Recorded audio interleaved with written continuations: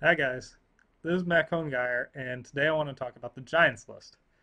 So, the Giants of Backgammon is a list that was started by Yamin in 1993, and is maintained today by Carol Joy Cole, Jake Jacobs, and John Stryker. And they did a great job this year getting the list out on time. It came out last week, like February 12th, I think, uh, which is great considering the deadline was January 31st, so like 10 days of turnaround time. So the way the Giants list works is each backgammon player fills out a ballot of 32 names of other backgammon players, and then they tally up all the votes and produce a conglomerate list of the top 32 or 64 who scored the highest on the most ballots. And in order to be eligible to vote, you just have to have played in an open division in a backgammon tournament before, which isn't a strict requirement at all. It just keeps people from going out and soliciting their neighbors to vote for them. But if you want to vote, you just have to go and show up and play in an open tournament, and then you can vote. Um, the basic idea behind the Giants list is that the wisdom of the crowd gives you a fairly accurate answer. So studies have shown, in fact, that the crowd can actually give a very accurate answer. Like the classic example is estimating jelly beans in a jar. So if you ask a group of people how many jelly beans are in a jar, the each person is usually way off. But if you average them all together, you usually get a very accurate answer. I think it's within like 1 or 2%. Um, and in fact, the crowd is much better than any individual, even if that person happens to be an expert or, randomly guesses the correct number.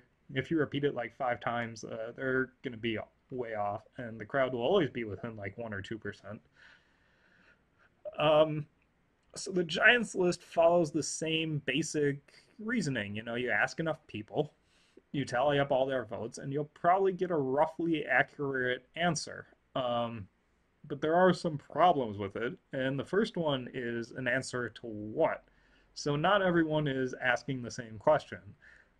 Many people take the Giants list to be a measure of who the best players are, quote unquote, which can either mean tournament players or something else entirely.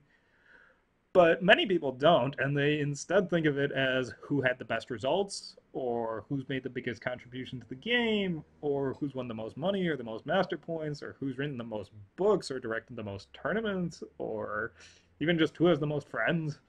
Um, but then the Giants list comes out, and people want to take it and say these are the best players, even though that's not what many people were voting for in the first place. Um, so this year, a lot of people are upset because a few players have catapulted up the list and into the top 32 when they were either very far down or not at the list at all, not on the list at all before. And to me, that isn't really a problem. And it's not a problem because the Giants list has always had uncertainty and continues to have uncertainty and will in the future. And that's just its very nature. That's just the nature of what it is. Um, what is a problem for me is that this Giants list, which is basically a popularity contest, is still like the best measure we have today of who the best players are. And because we don't really know who the best players are outside of the Giants list, the second problem is that we don't know who the best players are. I mean, none of us do. I'm like an expert at backgammon. I'm as much of an expert as anyone at not just evaluating backgammon positions, but also evaluating backgammon players and seeing how they play and their strengths and weaknesses. Uh, and I go to a lot of international tournaments. I see a lot of different people, and I just don't know. I don't really have any idea who is better than whom. Like maybe I hear good things about one person, but I never see them at any tournaments. I mean, there's several people on the Giants list who I have never even heard of. And that's not to say that they're bad players, but just that I have no basis whatsoever to even evaluate their play. Like, I've never met them, I've never watched them play, I've never seen any recorded matches from them, I have no idea what their real life results are like. I've never even heard of them. So I just don't know like who's good and who's not good. And if I, I'm an expert, if I don't know, like who does? um, so a big problem with the Giants list is that if it's like, guessing jelly beans in a jar, many people don't even get to see the jar. Um, and another problem with the Giants list is how they weight the votes. So you vote for 32 players, and first place gets 32 points, second place gets 31 points, and so on. 32nd place gets 1 point. So if just three people vote someone number one, that person gets as many points as if 100 other people put them at number 32. So in that case, we're not really capturing the wisdom of the crowd because now we're weighting three people as much as 100 other people. So in that case, the crowd may not be so accurate. Um, and finally, one more problem is that people have incentives to like vote for answers that aren't always the most accurate. So, whether it's just recognition and getting yourself onto the Giants list, let's say, for example, that you are kind of maybe gonna make the list, maybe not gonna like make the list. You think you're like on the cusp of number 32. Then you might be fine putting the top 10 players in the top 10 spots, but you wouldn't necessarily want to vote for other people who are also like fringe players and might edge you out of the top 32. Um, and even if you think you're like basically honest person, you still have like an incentive, and people typically weight their friends more than people who aren't their friends or just someone who's nice or things that have nothing to do with backgammon at all. um so in that sense it isn't really an accurate assessment of who the best players are, but that's what people want to take it as. And in some sense it has like as much relevance as voting for prom king and queen, or who's most likely to be successful or most likely to be president. Like, it doesn't really mean anything, right? It's just a vote. um the thing about backgammon is you don't really know who's better than whom, and it's not so easy to get a decent answer.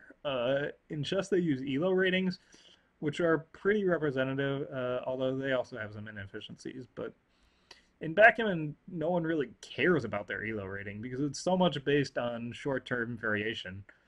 Like, if you just play some matches and tournaments because luck is involved, and don't get me wrong, there's a significant amount of skill too, but once you add luck, then luck tends to dominate in the short run.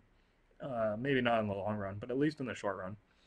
So if you just hold a tournament to determine who the best player is, chances are extremely likely that the best player is not going to win that one particular tournament on that day.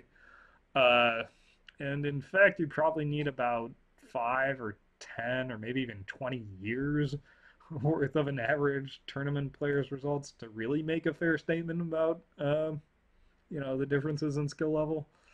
And by that time, players may not be the same player they were 10 or 20 years ago, if their career even lasts that long. So, one thing you could do is to use error rate. Uh, it's basically a measure of how many mistakes you make per roll or how many decisions you face. And error rate converges to a real number relatively quickly, and certainly much faster than simply the results of the rolls and the matches.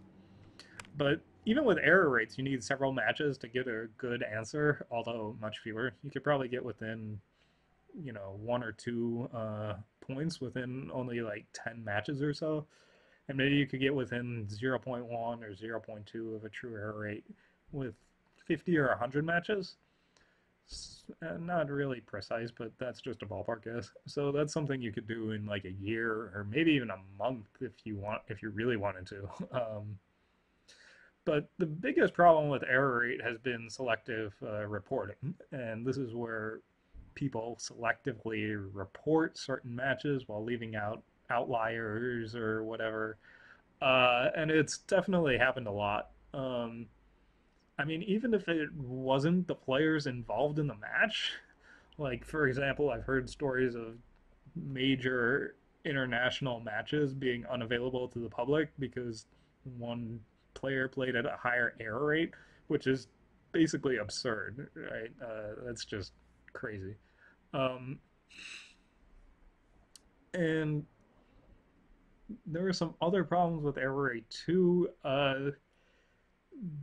A big problem, a pretty big problem with error rate is that it just depends on a computer's evaluation and some formula, like how many decisions you had, and it doesn't really capture precisely what you would hope it would capture, which is whether you made the best play to win or not.